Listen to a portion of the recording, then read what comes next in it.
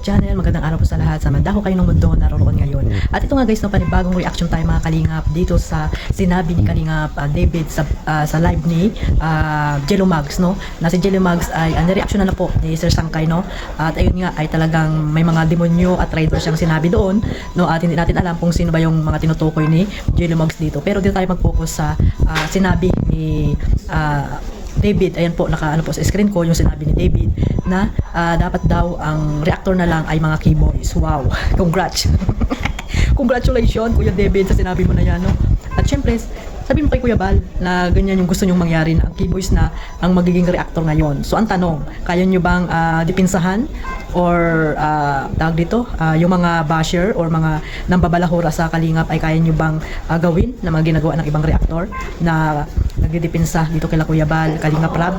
Kaya nyo bang gawin yon? At sa mga love team, no? Mga like jump car, di ba? Napakarami pong basher yan. Kaya nyo bang dipinsahan yan? Di ba? Puro lang kayo mga pabiti-BTS dyan, puro lang kayo vlog sa mga love team para mayroon kayong content, pero hindi nyo naman tawag dito, hindi nyo naman sila pinagtatanggol sa mga nambabasa kanila or mga nambabalahura sa kanila. Kaya nyo rin ba yung mga ginagawa ng ibang reactor na nagdidepensa sa mga anti-Kalingap? Kung may mga nagawa man ang mga reactor, no, wag niyo pong lahatin kasi hindi naman ang mga reactor ay hindi naman lahat ng mga akala niyo ay may mga nagawa na dito sa mga nambalahura or dito or mga may nasabi about po kila Kalingap Rab or kila Ate Edna at Kuya Bal. Hindi lahat po mga Kalingap na ganun sa mga iniisip nyo, no? At wag nyo nilalahat ang mga reactor dahil may mga matitino pa ring reactor, mga Kalingap, no? So kung pag may pagkakasala ni Pedro, wag nyo pong lahatin. Ang pagkakasala ni Pedro para lang kay Pedro, no? Mga kay boys na nagsasabing kayo na lang ang maging reactor. O nilahat nyo na lahat. Di ba ano kayo? Mga charity vlogger kayo. Bakit magre-reactor kayo? Pumunta kayo sa Kalingap para mag-charity, no? Tumulong, maghanap ng mga taong matutulungan para ibigay kay Kalingap Rab, hindi para maging reactor. 'Di ba? Ang mga charity ay iba po ang kanilang ganap dito sa Team Kalingap. Ang reactor po, nagre-reaction yan sa mga ginagawa ng mga charity vlogger nila Kuya Bal, nila Kalingap Rab, or pag may mambalahura ay sila po yung nagdidepensa. Kaya nyo bang dipinsahan if ever man na may mangyari or mambalahura kila Kuya Bal? Napakarami na po ng balahura kila Kuya Bal. Ba't wala kayong nagagawa? Di ba? Wala kayong ginagawa. Nandiyan pa rin sila, yung mga reactor na matagal na dito sa Kalingap. Sila yung mga nagdidepensa sa mga Kalingap ay sa kila Kuya Bal, di ba? Kaya wag nyo sasabihin na kayo na lang magiging reactor. Wag naman pong ganon, no? Hindi lahat ay naiisip nyo na may maling mga ginagawa. Kung kaya nyo dipinsahan ang Team Kalingap, pwede kayo na ang magagaling, di ba? Kayo na ang magdepensa kay Kuya Bal. Kahit nga sa mga love team, hindi nyo kayang dipinsahan sa mga basher, di ba? Patawa-tawa lang kayo sa mga nambabas, no?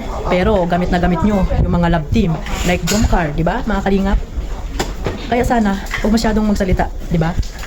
Dahil tayo pare-pareho lang sampid dito sa Team Kalingap. Kami mga reactor, hindi kami nagcha-charity, pero mayroon kaming ambag, no? Nag-share kami sa landing pad. Yung iba dyan na mga keyboys, nag-share ba sa landing pad? Di ba hindi? Puro lang kayo kita dyan, pero puro lang kayo pag-BTS ang ginagawa nyo. Kaya sana, tanungin nyo rin yung mga sarili nyo. Kung may mga nagawa ba kayong mali, kaya kayo nire-reaksyonan, kaya kayo sinasabihan ng hindi maganda ng mga reactor.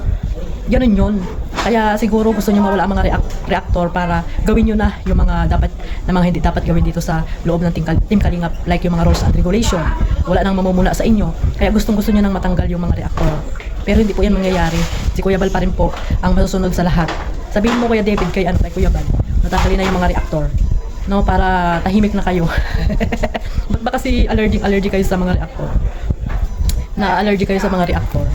Dapat wag pong ganon kasi lahat tayo dito sampid lang sa Kalingap, lahat tayo dito kumikita, nakikigamit lang sa content ng Kalingap. Lalo na kayo, mas marami kayong mas lamang kayo sa amin kasi nandiyan kayo sa diet, nagbablog lang kayo, BTS, di ba? O, mga tawag dito, mga charity vlogger, pero daig niyo pa yung mga reactor, para na rin kayong reactor, nagla-live kayo, mga mga pinagsasabi niyo diyan, di ba? Wag ganon, no? Kung pagkakamali lang ng isa, yung isa lang, wag nung nilalahat ang mga reactor. Kasi marami pa rin matitinong reactor. At ang mga reactor, matagal na po iyan sila. Siguro may pagkakamali lang na nangyari, pero hindi naman ibig sabihin na masamang tao na. Isipin nyo rin yung mga nagawa, di ba? Yung mga nagawa ng ibang reactor na dumipinsa po dito sa Team Kalingap. sa mga nambabalahura kila Kuya Bal. Sila po ang naandyan. Hindi kayo, wala kayong nagagawa. 'Di ba? Mga keyboys, wala kayong nagagawa. Like Kuya David, 'di ba? Kuya David, naipagtanggol mo ba sila Kuya Bal sa mga nambabalahura sa kanila? Even sila Jomar Carla, naipagtanggol mo ba? 'Di ba hindi? O kaya huwag po tayo masyadong magko-comment ng hindi maganda. Like ngayon, nireactionan kita, 'di ba? Kasi nga may ano ka, may pagkakamali kang tawag dito, comment na hindi ka aya-aya sa aking paningin. Kasi parang ang pangit na ng tingin nyo sa mga reactor nilalahat nyo na. Dapat wag pong ganon. Kasi kayo, may mga pagkakamali din kayo nagawa, no? May mga pagkakamali din kayo nagawa, hindi lang reactor.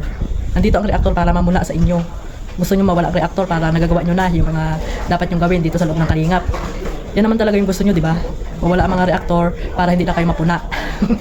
Wag ganon, wag naman kayong ganon, mga keyboys, ayan, sila Jelomags, ayan. Okay naman ako kila Jelom, okay naman tayo dyan sa kanila, no? Kasi nga, tayo ay mga, ano na rin nila, mga kasama na rin nila, dati pa, at talagang wala naman ako talaga masasabi din sa kanila. Siyempre, pinupuna ko rin sila noon dahil sa mga nilabag nilang mga dito sa kalingap, yung rules and regulation. Kaya napupuna sila, yung mga keyboys. Kaya yun lang, ang ano ko dito, kaya ko na-reactionan itong comment ni David ay hindi po maganda. Nasabihin mo na kayo na lang ang magiging reactor.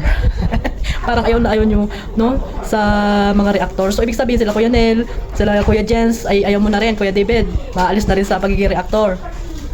Kasi reactor yan sila, ni Kalinga Prab. 'Di ba? So sana isip-isip din bago mag-comment ng hindi maganda para hindi po kayo nare-reactionan, or isip-isip din magsalita para hindi kayo nare-reactionan, or sumunod lang sa mga rules and regulation, mga keyboys, no? Bawal ang BTS. Ayan ang unang-una para hindi po kayo ma-reactionan. So hanggang dito lang po mga kalingap. God bless us all. Mabuhay po ang team kalingap. At sana love lang po, no? Tapos na po ang mga usaping hindi maganda. One family, one kalingap. At supportahan natin ang ating founder, Kuya Balsar. Bye-bye.